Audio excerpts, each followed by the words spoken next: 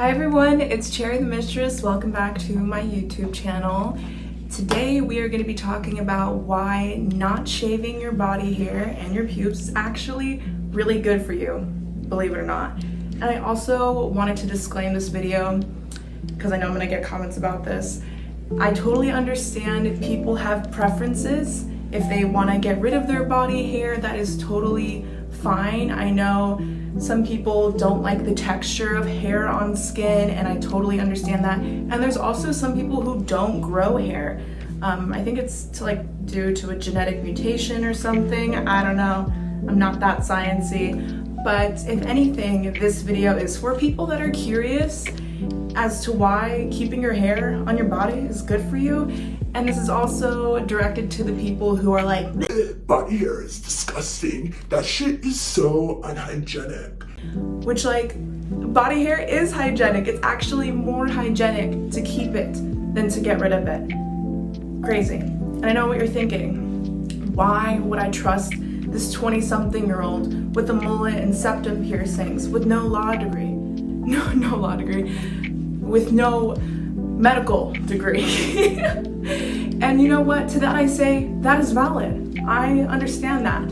Which is why I did some research. I got some, credible sources of information from doctors and gynecologists, which I will be linking down below. So I'm citing my sources, so y'all can look that up if you want, or you can just continue and listen to me go on about this. So let's dive in. I feel like a lot of people don't know that body hair and pubic hair serve as a evolutionary purpose. I'm pretty sure decades ago, if not centuries ago, we had hair, and that is because we are mammals. I think people forget that even though we are humans, we are also mammals, and almost all species of mammals have hair. And that's not for, out of coincidence. We use our hair, our body hair, to keep us warm through cold months before, I'm pretty sure, heating systems were invented. So I feel like that's something really important to bring up, because people are like, why do we have hair?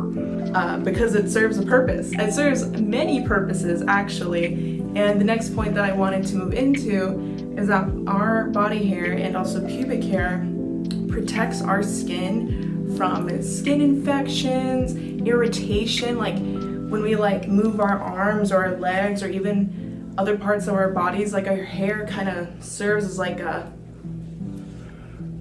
little, I don't know what you would call it, but it basically just prevents the skin from irritating. Because I don't know about you, when I would shave my thighs, I know it's kind of weird, I don't shave my thighs anymore, but when I would walk, and because I have huge thighs, I would get rashes and stuff like that. But since I stopped shaving my legs, my thighs, I don't get that irritation anymore. And that kind of goes the same with armpits. When I would shave, I would definitely have my armpits be irritated just because I was moving around a lot, especially when I was working at a coffee shop and stuff. So I think that is definitely important to consider. I did also forget to mention that when you shave, you are more prone to getting skin rashes and ingrown hairs. Both are pretty gnarly and can be very painful. And it also reduces friction, which is what I was trying to say in the previous part, but y'all know my brain there's a lot going on up here, but also nothing at all. So let's continue. Okay, something else that I want to talk about, I definitely spoken about how hair kind of protects our skin from outside sources just to keep our bodies safe. But this part, I am going to be more so specifically talking about the pubic area. When we shave, we are technically getting rid of that barrier of hair, right? So our skin is going to be way more exposed to a lot of shit, not just bacteria, but also diseases like STDs, UTIs, even yeast infections. I'm pretty sure chlamydia and gonorrhea. It's crazy that how much stuff that your skin is just open to when you shave, because the hair, the pubic hair, bushes, stuff like that, like it serves as like a barrier. It protects your skin from all of that. And that's because the hair follicles produce this oil called sebum, and the sebum basically catches all the sweat, all the external shit like oils and bacteria, and even though it holds that bacteria, which some people might think is like gross, it's actually quite incredible because you can literally go in the shower and wash it off, and bada bing, bada boom, your stuff is clean and it's easy, taken care of.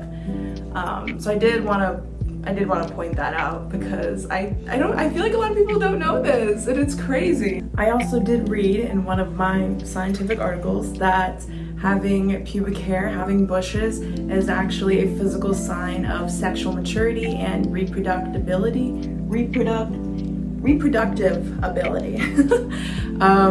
Which honestly I believe, because I don't want to get like problematic or anything, but you know, the last time we as people, we as humans were naturally hairless was when we were kids. And then, you know, we get those hormones, we're going through puberty, and then, you know, we're all just a bunch of hormone-filled people. And I don't know, I think it's like, I don't know, I think a lot of it has to do with Western society and our very weird beauty standards. And I don't know, I feel like for the longest time, like I mentioned in my video from months ago, why I stopped shaving, like I was always taught to shave. Like, I mean, my family would tell me to shave. Like my mom, like when I started growing like leg hair, she was like, you need to shave that. And even when I was like going to school, I remember fucking like kids that I was like friends with at that time were like, oh my god, you're already growing leg hair, like you gotta shave. And so I remember like wearing socks, like long, like thigh